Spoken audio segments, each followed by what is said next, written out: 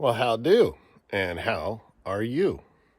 The farmer in. Liddell. The farmer in. Liddell. Hi-ho, da dirty do, the farmer in. Liddell. All right, so as you can see behind me, I got a little bit of OSB up on top of this carport. Let me show you what the corners look like and kind of what I've been doing a little bit each night. So this is the far end that we were talking about on the last video. This is supported by the 2x4 over here and there and blah, blah, blah.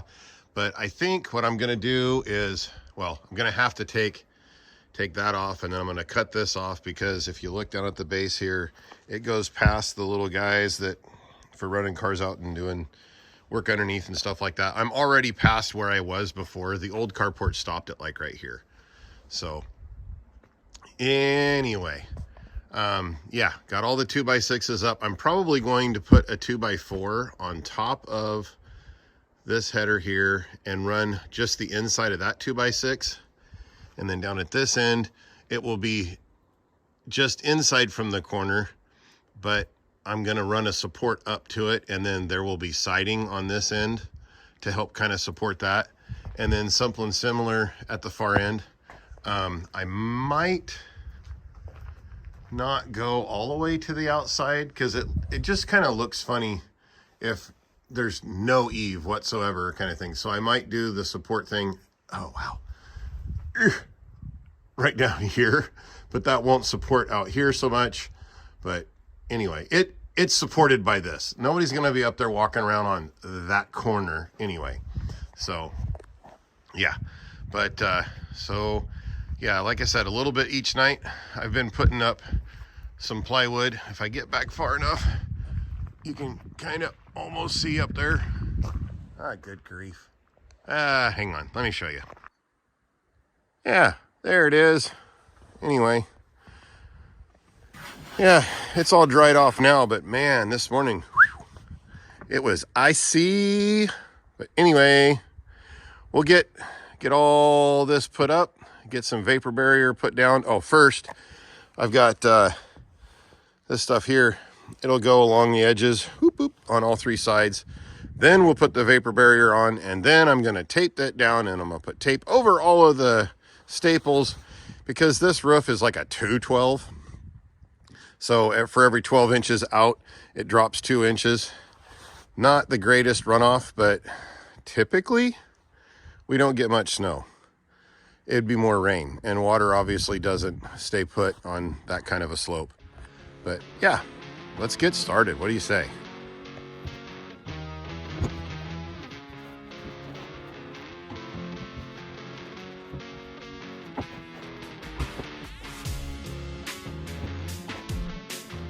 I think that'll be enough for now. I need to cut some down, and then we'll put up smaller pieces.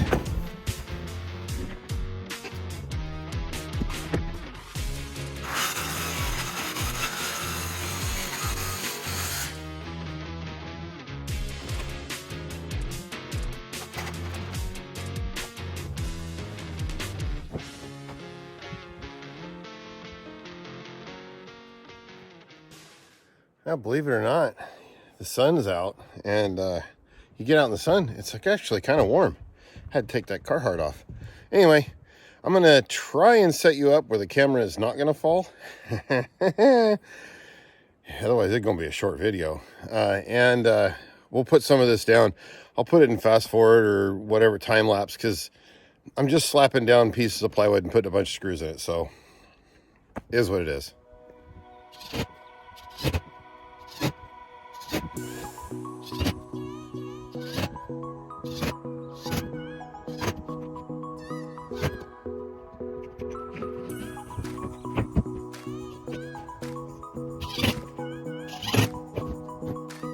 So these pieces of OSB have lines on them, but that one's actually pretty close.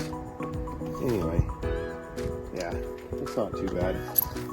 What I'm doing is checking to make sure that these are where I want them, because I am reusing old ones and some of them are a little hoo-hoo. But this close to the end, we're not going to be too far off. And they were all right on where they need to be. So we'll get all these screws put in and Put the next one down.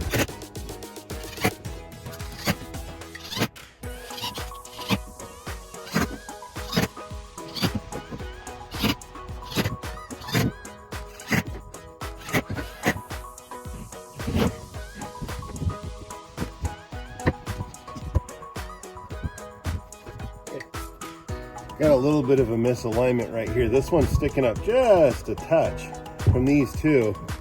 So there's a light gap, but vapor barrier goes over it and then metal roofing. So I'm not gonna stress over it. I mean, we're talking like less than 1/8 of an inch. Not gonna stress that.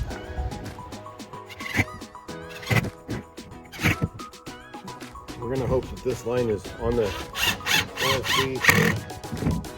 Hopefully the line is where the 2x6 is. It should be, but sometimes these lines are wonky, so I don't really trust them as a guarantee.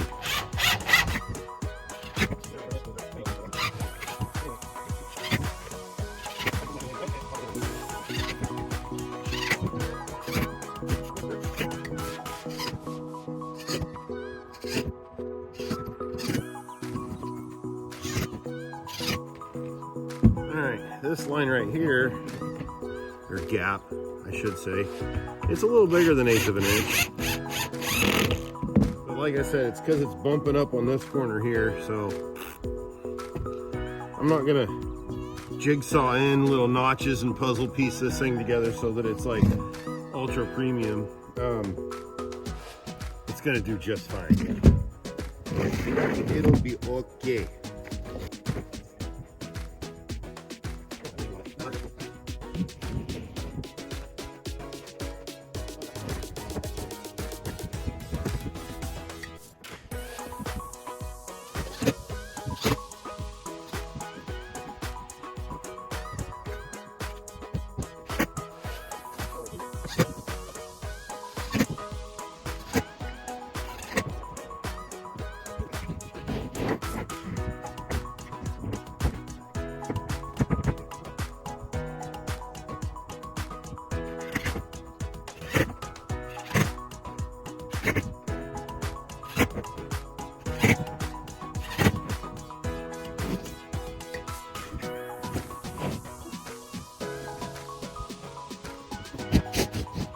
There always has to be at least one. So we're pinching up in here. I can't get this to come down this all the way. So I haven't screwed this board down yet, but if I can figure out how much I need to rip off of that, then I will, and then we'll put it back up. The manufacturer says that there's supposed to be a slight gap in between all these anyway. But this is winter time and the moisture is in it, so I'm going to figure they're about swelled up as much as they're going to. We'll get that trimmed and we'll be right back. I'll meet you up here. Okay. Now if I guesstimated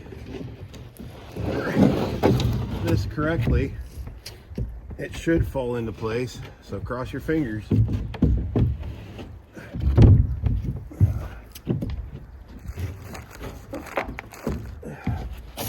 Might be playing into the problem too, but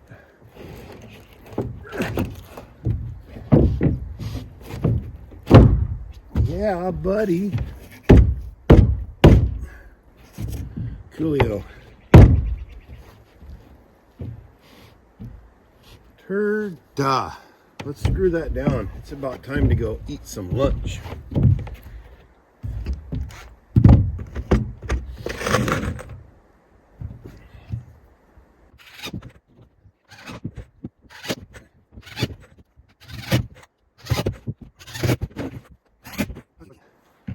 Now this one doesn't have a line going up where I need it, but we're gonna guess about right there.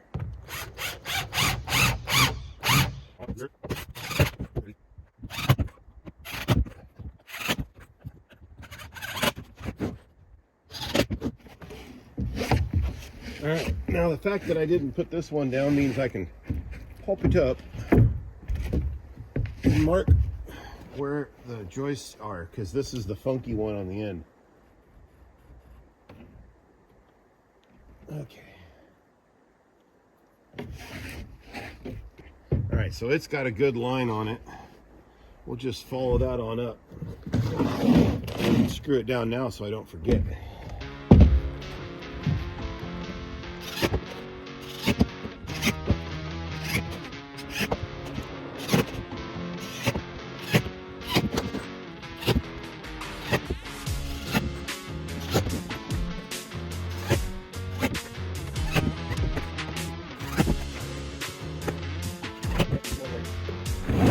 Now it's time to go eat.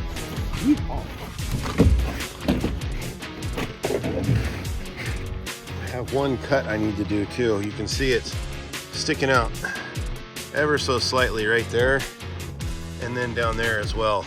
And that metal strip that runs down there, that's gonna mess with it. So let's see, I've got a ladder. Yeah, got a ladder right there.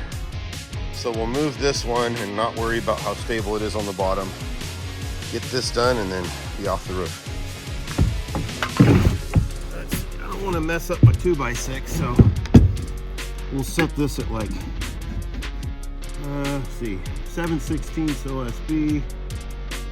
We'll set it just over ½ an inch. That way if the blade does get into the 2x6, it won't be enough to where the metal flashing isn't going to cover it up.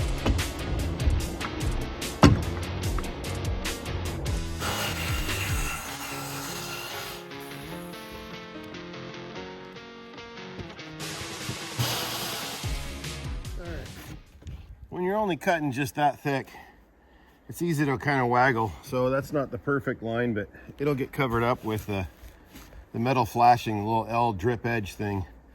But that'll be after lunch. We'll bring up a broom, sweep everything off, put the flashing down, and then start doing a synthetic barrier made just for metal roofing.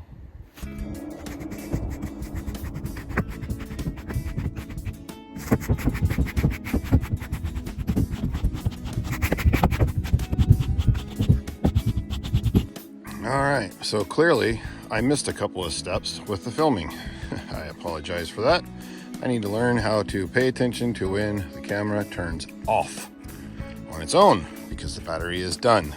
Anyway, so underneath of this white Tyvek tape is 1/2 by 1.5 by 1.5 inch angle bracket, and it's got a little eek on the end. See if I can show you here. Right here it kicks out so that the rain drip drip, or it'll just drop off the end. Anyway, all of that to tell you that we're getting the metal roofing back down. Now this is the metal roofing that was on there before, and I did make the roof go a little bit bigger. So I've got all of this other stuff laying on the ground over here that used to be a equipment shed that was all along here. It got destroyed by a windstorm. Then I put most of it back up, and then the snowpocalypse happened and destroyed it again. So yeah, I saved what I could, threw the rest away. That's why that one's right there's got a little nip on the corner of it, because that's where it came up on the sides. But anyway, I'm going to see if I can piece it together. I need to put one extra one here in the center, I think. I'm going to measure it out real quick and then go back down there and see how many pieces I can put together. There are some long ones right here that I was really kind of hoping I could use to on the barn down yonder. Ooh, look at a barn. Anyway, but yeah, we'll see. Man, when you start filming, you notice all the crap you got laying around that's around the corner and you don't see every day. What a mess. Yeesh. All right, I'm going to turn you off so I can climb down the ladder without falling, because we don't want to get down quite that fast. Okay, hopefully the wind's not too bad, but there it is, all screwed down. Didn't figure you'd want to just watch me doing so many screws. Anyway, yeah, and not to mention the tripod would not stay put up here. Metal roofing, it'd just slide right off. So down there is the two pieces I cut out of a bent up piece. It's got a big crinkle. Let's see if I can get in there. Yeah, you can kind of see, like right in there, it's all creased, and another one right there. But anyway, it worked out just about right. So it's a little dirty, but that's what happens when you store stuff. Anyway, got her all done, and it's from there. So that's 15 inches. There's a little bit of overlap, and then this is 3 feet. So that's what, almost 4 feet. Well, no, more than 4 feet, but there's some overlap. But we added about 4 feet to the coverage of the carport. Let me show you what we got going on underneath. Okay, so these two lights I had up here before, but this was kind of how everything was done. It was all just extension cords and all kinds of funky stuff and whatnot. But now we're going uptown, man.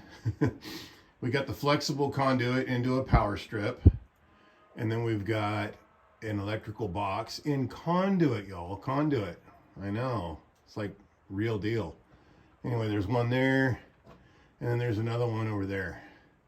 And that one's for future, because I don't have any more of them fancy fluorescent lights. Actually, they're not fluorescent. They're LEDs from Harbor Freight, the Icon. I like them. They're on sale right now for like 18 bucks. Go get you some. And then I got a switch panel right there by the door, inside, outside. So flip on the switch. Oh boy, it's so bright. Ooh. Anyway, and then in here right now it's just that single light. But yeah, we're working on it. That's up to an outlet up there, but I'm gonna daisy chain them. Probably be at least 4, and then I might put one high bay light, whatever. But I got one panel put up there. The only reason I only have the one is because I'm running all the electrical and everything like that. I think I can go from here over, is all done now. But then there's a junction box in there. But yeah, the way I ran the holes, I couldn't get it to work without having it behind the panel, but I wanted to be able to access it. So yeah, it looks kind of hokey, but there's going to be a shelf that comes in down here, maybe. I don't know. We're still working that part out. But anyway, what a mess, huh? We're working on it, y'all. We're working on it. All right, so again, the tripod won't stay up here, but there is the first sheet going up for above the carport. So we're 21 inches tall down to nothing.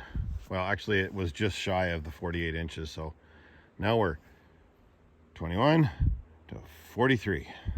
I'll be right back. Okay, so now you guys are going to be my audio notes. So if we go 38 inches over and 5 feet high, that's to the center peak. This one here, I've already got. So we're starting there, going to 5 foot at 38 inches over. And then at 48, it's 53. Hang on. 57. Good thing I checked. Yeesh. All right, well, the eave, I guess you call it. I don't know what the heck this thing is. On top of the carport. It's done, but yeah, it's dark again. But that's how this whole project's been going, it feels like. Anyway, yay. Ta-da, time to get off this wet roof. Well, here is the remnants of all the things. I actually did all of that up there. Whoop. That I just showed you. All of that was out of 2 sheets and a couple bits of leftovers where I cut out like around the door and stuff like that. But unfortunately, those weren't full sheets because, you know, we were missing 16 inches of it there. And then about the same on, well, sorry, there's 16 inches here. So that left 32 and it was about the same on the other side. But anyway, you get the idea. There's little scraps. I think that was pretty efficient. But anyway, yay, the siding is up. It only took about a month and a few trips to the lumber store, but it looks more like what we're used to seeing. Except the door's on the right side, or well, the left side, I guess technically. The side that would be better to use it with. Now we just need to get all this stuff cleaned up. But that's how it goes out here. It's always cleaning up something. Anyway, thanks for stopping by. We'll see you again soon. God bless everybody.